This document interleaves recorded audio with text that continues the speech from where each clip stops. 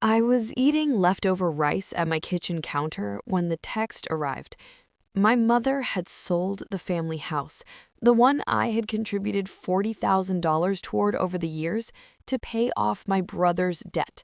And she, my brother, and his girlfriend would be arriving at my apartment the following afternoon. Not could they please stay, not would I be open to discussing options. Arriving, like a weather system, like something already decided. I read it 3 times. The rice went cold. And I made a decision that 12 years of being the responsible one had been quietly building toward without my knowing it. My name is Rachel. I am 41 years old. For 12 years, I was the one my family called. Not a therapist, not a bank, not a social worker or a mediator. Me. My brother Jason's first failed business, I covered it. His second, too.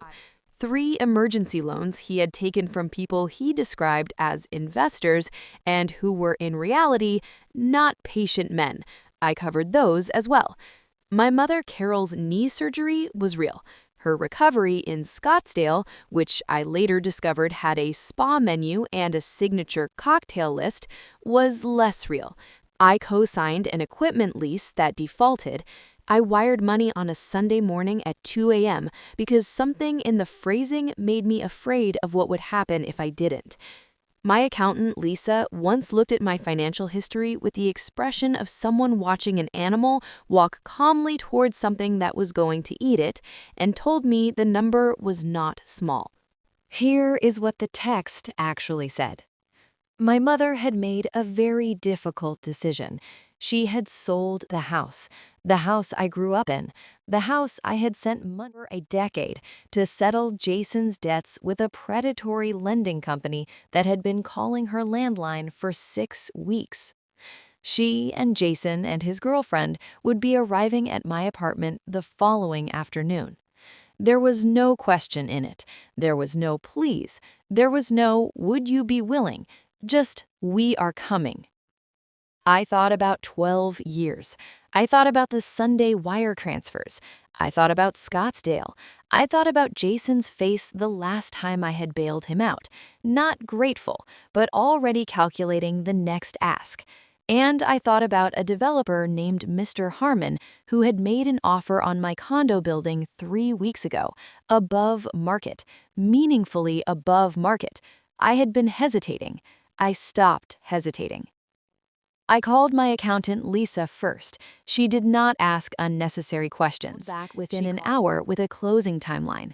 5 days with a clean title. I had always had a clean title. I called Mr. Harmon's office next. We would sign Thursday. I could have a check by Monday. Then I called a moving company, labor and a truck for the next morning, long-term storage for everything that wouldn't fit in a car.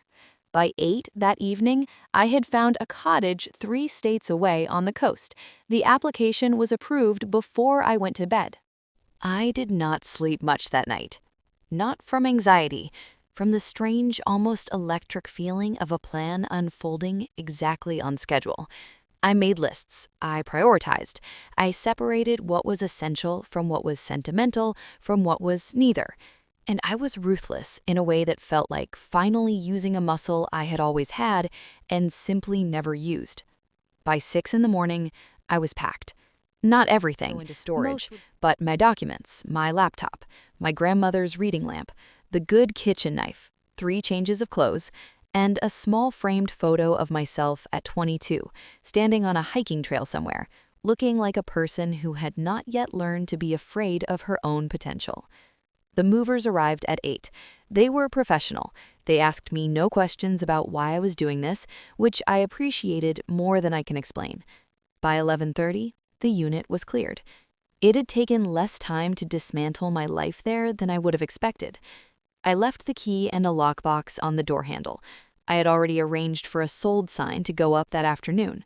Then I changed my phone number from the parking lot. My old number would forward to a voicemail I had no intention of checking.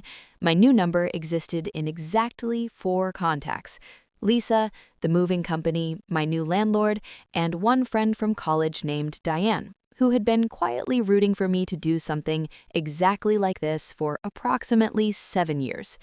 I texted her from the car. I did it. She replied in under a minute with nothing but exclamation marks, which was exactly right. I was 3 hours down the highway when my family arrived at my former front door. I know this because the building had a camera system I still had access to.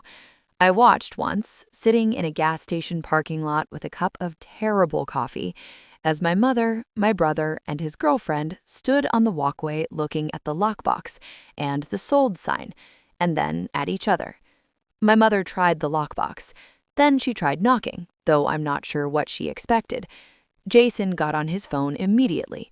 I watched his mouth move in the practiced way of someone delivering an outraged monologue to a voicemail. My new number did not ring. My old number collected messages I would never hear. I finished the coffee, which was genuinely awful, and pulled back onto the highway. The cottage is small, smaller than the condo, 1 bedroom, a kitchen with a window that faces the water, a back porch where the wind comes off the ocean in a way that makes it very difficult to feel sorry for yourself about anything. I have been here 2 weeks. I have started cooking actual meals. I have slept through the night 8 days in a row, which is more consecutive good nights than I have had in 3 years. Lisa tells me my mother and Jason have retained someone to look into whether I had any legal obligation to house them. I found this both predictable and entertaining, because I did not. A home I own is not a communal shelter. A life I built is not a safety net I am required to offer to people who never once asked before taking. Here is what I don't know. Whether my mother has found somewhere stable, whether Jason has figured out his situation, whether any of it worked out for them. I catch myself wondering sometimes, late at night when the ocean is loud and the cottage is quiet, what the story looks like from their side. I imagine it involves a great deal of describing me as selfish, which is a word my family has always used to mean inconvenient. I don't know if I'll ever speak to them again. That is the honest answer. The future is not a story I have already written, and I have learned, somewhat late, to stop writing stories that require me to disappear inside them. What I do know is this: the window faces the water. The mornings are quiet. The coffee I make here is better than